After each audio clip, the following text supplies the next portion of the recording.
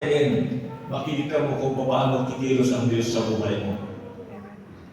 So bigyan natin ng puwang para makita natin kung paano ang faithfulness, ang katapatan ng Diyos sa ating buhay.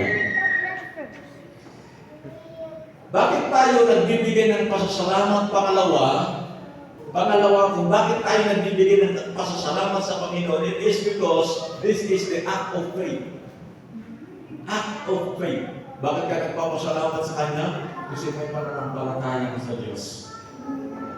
Kung ang iyong pananampalataya sa sarili mo magagawa, tendency, hindi ka magpapasalamat sa Panginoon. Kung ang iyong pag-asa sa buhay ay yung mga ari-arian mo, kung anumang meron ka, malamang hindi taos puso ang ating pasasalamat sa Diyos. Pero kung meron tayong pananampalataya sa Diyos, ito po ang nagtutulak sa atin upang maging genuine ang ating pasasalamat sa ating Panginoon. At pangatlo, ito po ay bakit tayo nagpapasalamat sa Diyos para po ma-refocus tayo sa Kanya. Marami kasing umaagaw ng ating atensyon. Marami kasing naglalayo sa atin. Marami kasing mga bagay na sa atin. Dinidifocus tayo sa Panginoon. Maraming mga bagay na hindi natin maintindihan sa ating buhay na hinahanap natin ang presensya ng Panginoon. Lalo na kapag lumalapit ka sa Panginoon, na mas dumadami ang problema. Bakit kaya? Kapag sinisikap mo na gampanan ang kalooban ng Diyos, bakit damok na mas maraming umaatake sa iyo? Bakit kaya? So, yan po ang nagpapahiwatig ngayon na kailangan mo pa rin mag-focus sa ating Panginoon. Kailangan natin hanapin ang Panginoon dahil ang paglapit sa Panginoon ay paglayo sa dyablo. So, tendency may resistance. Paglalapit ka sa Panginoon, malalayo ka sa mundo. Malalayo ka sa kasalanan. Malalayo ka sa laman. Kaya po hindi natin maiwasan, maraming mga resistance. Iyan ang katunayan sa buhay espiritual. Dahil tayo hindi kinapuno, hindi na espiritual na biyak tayo. No, anapon siya ako Diyos, no, mas dumadami. Mas nag-challenge ka. Pero alam mo, ang grasya ng Diyos sapat para sa iyo. So, hindi ka magkukulang, hindi ka mawawala, dahil nakahanapin mo ang Panginoon, dahil na matatagpuan mo. Dahil na mas closer ang result kapag ikaw ay lumalapit sa Diyos. Amen, amen. Gising pa ba kayo? Pero nung tingnan ng katabi mo kung gising pa. Hallelujah, hallelujah. So, sa lamig ng panahon, walang matutulog. Hallelujah. Number 2, ikalawang punto ko is, who is the God of heaven? Who is the God of heaven? Kasi sabi niya sa aking bersikulo, give thanks unto the God of heaven. Give thanks unto Him, the God of heaven. So meron po tayong clue, meron po tayong direksyon kung ano po ang ating kikilalanin. At ang sabi niya, ito po ang Diyos ng kalakitan. Pag sinabing Diyos ng langit, siya po yung supreme of all. Siya yung pinakamataas. Alam natin maraming Diyos sa mundo ito. Maging si Satanas, ano sabi ng Biblia? Si Satanas ay Diyos ng sanlibutan. At maraming nagkiklaim din na Diyos dito sa mundo ito. Pero lahat yan is man-made na Diyos o kaya self-proclaimed na Diyos. O kaya Diyos na mga kinilala ng mga tao at tradisyon. Subalit, ang pinapakilala ng Biblia na kailangan natin makilala sa gabi ito, yung sinasabi niyang Diyos ng langit. Amen. So, pag Diyos ng langit, sabi ko, Siya yung supreme God.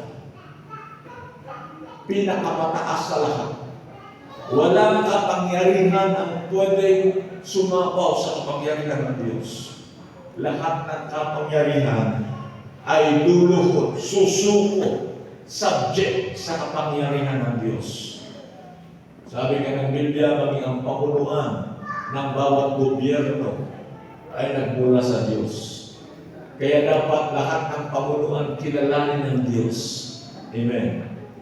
Kaya purihin ang Panginoon. We are blessed. I am blessed na meron tayong pakuluan dito sa West Quirino Hill na kumikilala sa ating Panginoon. And we are happy. We should be happy.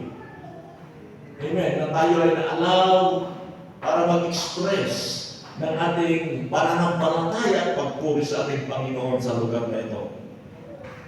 Kaya nga, ang Panginoon dapat kinikilala siya. Kahit hindi natin nakikita kasi siya ay nasa langit. Sapagkat sinabi niya sa kanyang salita, worship God in spirit and in truth. So hindi po natin kailangan i-provide ang Diyos ng langit. Hindi po na require ng Diyos na physically makita natin. Dahil sabi niya, worship Him in spirit and in truth.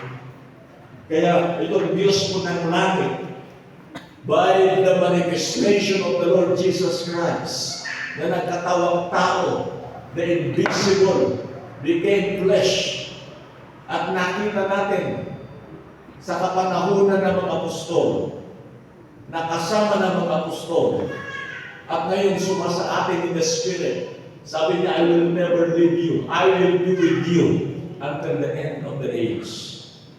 Kaya, napakapala ng bawat mananampalataya na itong tinatawag natin God of Heaven ay kasama niya, kasama natin, kasama mo.